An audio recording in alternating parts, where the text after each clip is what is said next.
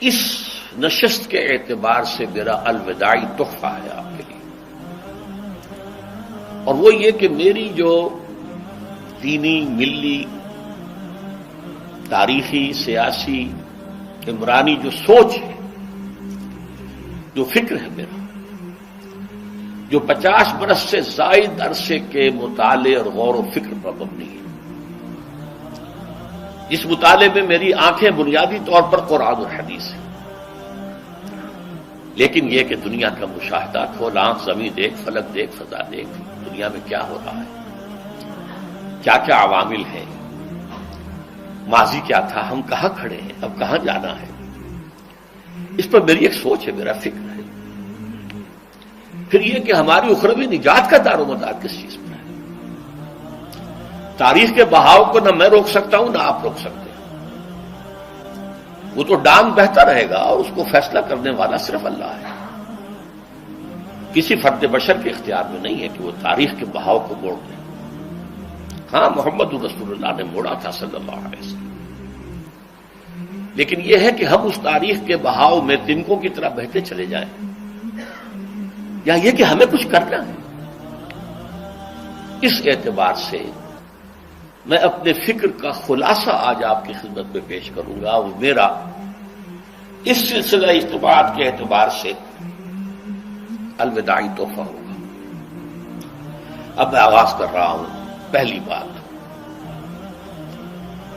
اس سبب میں 3 باتیں مجھے کہنی ہیں۔ سب سے پہلی بات یہ کہ زندگی کی سب سے بڑی حقیقت موت ہے۔ ہم بھلائے رکھتے ہیں، اپنے ذہن سے اسے دور رکھتے ہیں، لیکن واقعہ یہ ہے کہ زندگی کی سب سے بڑی حقیقت موت ہے۔ خدا کے منکر پیدا ہوئے ہیں، لیکن موت کا انکار کرنے والا بھی کوئی پیدا نہیں ہوا۔ اس لیے میں نے آیت آپ کو سنائی، کل نفس ذائقۃ الموت، ہر ذی نفس کو موت کا مزہ چکھنا ہے، ہر جاندار کو موت کا مزہ چکھنا ہے۔ ثم الینا ترجعون، پھر ہماری طرف لوٹا دیے جاؤ۔ تو زندگی کی سب سے اہم حقیقت موت، اور موت کے بعد رجوع اللہ، آخرت، یہ سب سے بڑی حقیقت ہے۔ ایک حقیقت سب مانتے ہیں، سب جانتے ہیں، دوسری حقیقت کے اوپر پردہ پڑا ہوا۔ میں نے اس اعتبار سے نوٹ کیا، یہ الفاظ قرآن میں 3 مرتبہ ہے، کل نفس ذائقۃ الموت، ہر جاندار کو موت کا مزہ چکھنا ہے۔ انبیاء اس سے مستثنا نہیں رہے، رسول اس سے مستثنا نہیں رہے، اولیاء اللہ مستثنا نہیں رہے۔ وقتی طور پر استثناء حضرت عیسیٰ کا ہے کہ ابھی وہ زندہ ہے، لیکن عیسیٰ یاتی علیہ الموت، حضور نے فرمایا عیسیٰ پر بھی موت آئے گی، جب دوبارہ آئیں گے، زمین پر اتریں گے، پھر اس کے بعد ان پر موت وارد ہوگی، ان کی نماز جنازہ پڑھی جائے گی، انہیں دفن کیا جائے گا حضور کے پہلو میں، شادی بھی کریں گے، اولاد بھی ہوگی۔ باقی تو یہ ہے کہ کل نفس ذائقۃ الموت، سب کو موت کا مزہ چکھنا ہے۔ عیسیٰ بھی بالآخر اس سے مستثنا نہیں رہیں گے، بلکہ قرآن میں ایک جگہ کہا گیا ہے افإن مت فهم الخالدون، کیا ہے نبی، اگر آپ کا انتقال ہو گیا تو یہ کیا ہمیشہ رہیں گے؟ کون ہے دنیا میں جو ہمیشہ رہے؟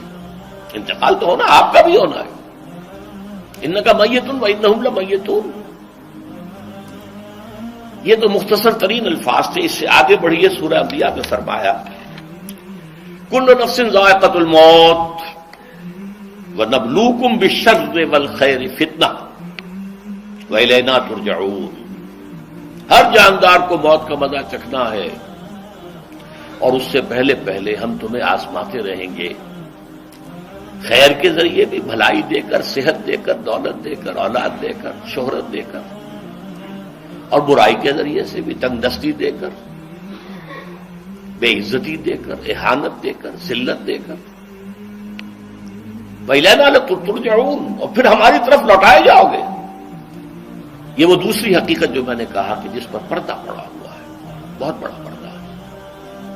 لوگ یہی سمجھتے ہیں کہ یہی دنیا کی زندگی ہے۔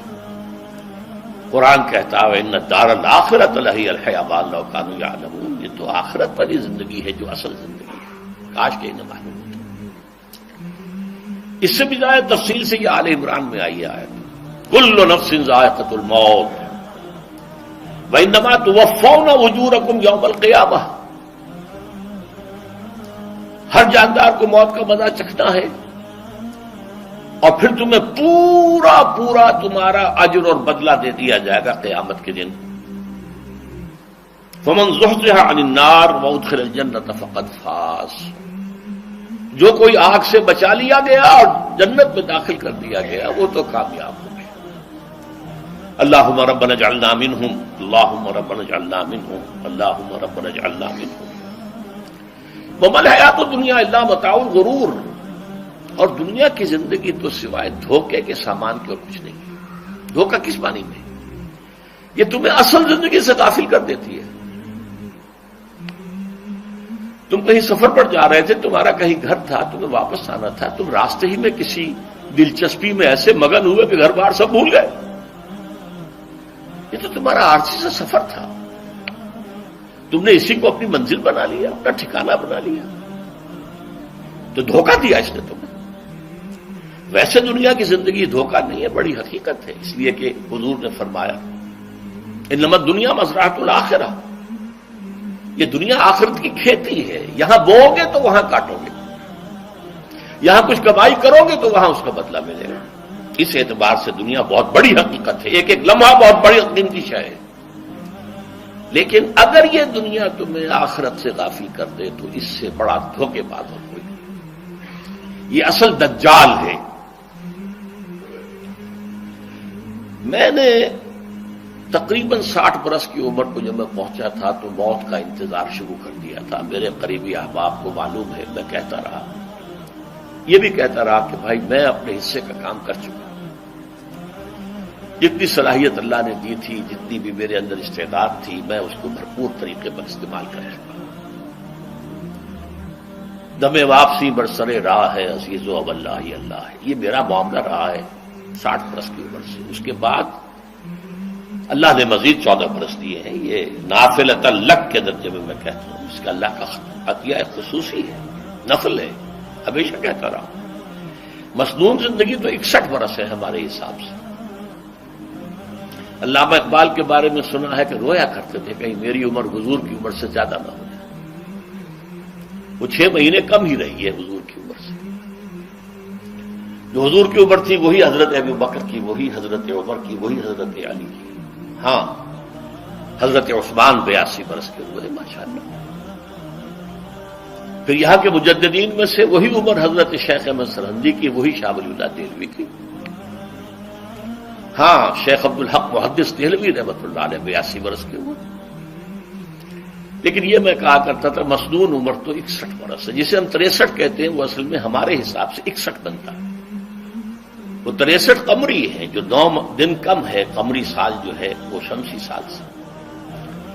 بہرحال میں اس وقت سے منتظر تھا، لیکن جو بھی وقت اللہ نے دیا ہے، اللہ کا شکر ہے، وہ مفید کاموں میں لگا ہے۔ ان میں خاص طور پر میں سمجھتا ہوں کہ اللہ کا مجھ پر سب سے بڑا احسان، اور مجھے پر نہیں، بہت بڑے پیمانے پر لوگوں پر جو احسان ہوا ہے، وہ میرا 1998 کا دورہ ترجمہ قرآن جو کراچی میں ہوا تھا۔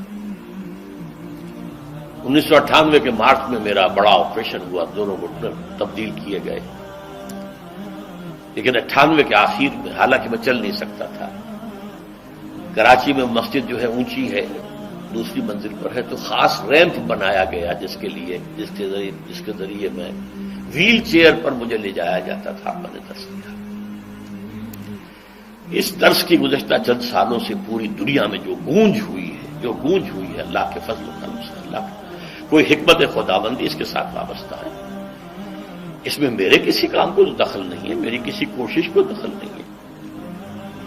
میں نے تو جو درس میں دیتا آ رہا تھا سن 85 سے دورہ ترجمہ قرآن، البتہ یہ بات ضرور ہے کہ میں نے محسوس کیا تھا کہ سن 98 کے اس درس میں دورہ ترجمہ قرآن کے مجھے خصوصی انشراح حاصل تھا۔ میری ساری گفتگو کا حاصل کیا ہے؟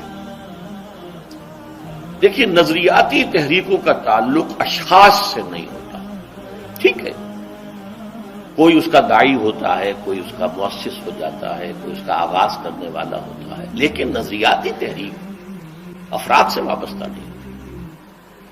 افراد آتے چلے جاتے ہیں اپنا اپنا حصے کا کام کر کے، جس کو جتنا مقدر ہے، جس کی جتنی اللہ تعالیٰ کی طرف سے توفیق ہے، وہ اپنا کام کرے گا، چلا جائے گا۔ یہ چمن یوں ہی رہے گا اور ہزاروں جانور اپنی اپنی بولیاں سب بول کر اڑ جائیں گے۔ مبارک ہیں وہ لوگ جنہیں قرآن کی بولی بولنا نصیب ہو جائے۔ وَإِنْ يَحْسَبُ أَنِّي مِنْهُمْ، مجھے گمان ہے، اللہ کا فضل ہے کہ میں ان میں سے ہوں، میں نے قرآن کی بولی بولی ہے، اور قرآن مجید کو جیسا کہ وہ ہے ایز اٹ از، اپنے کو مذمومہ خیالات، اپنے کوئی ذہن سے زائدہ نظریات کو میں نے اس میں دخل نہیں دیا، جسے انگریزی میں آپ آبجیکٹیولی کہتے ہیں۔ خالص معروضی طور پر قرآن کو پڑھا، قرآن کو قرآن سے سمجھائے، یا پھر سیرت رسول سے سمجھائے۔ میں لفظ سنت کی بجائے سیرت استعمال کر رہا ہوں۔ قرآن مجسم حضور تھے صلی اللہ علیہ وسلم، اور حضور کی سیرت اور حیات جو ہے وہ قرآن مجید کی اصل تفسیر ہے۔ یہ حقیقت بھی بہت کم لوگوں کے علم ہے۔ وہ احادیث کا نام تو لیتے ہیں، احادیث بھی ہے، سیرت بھی تو احادیث ہی سے ہمیں ملتی ہے، لیکن میں خاص طور پر سنت یا حدیث کی بجائے سیرت کا استعمال کروں۔ قرآن کی دو سورسز ہیں، قرآن خود اور سیرت رسول صلی اللہ علیہ وسلم۔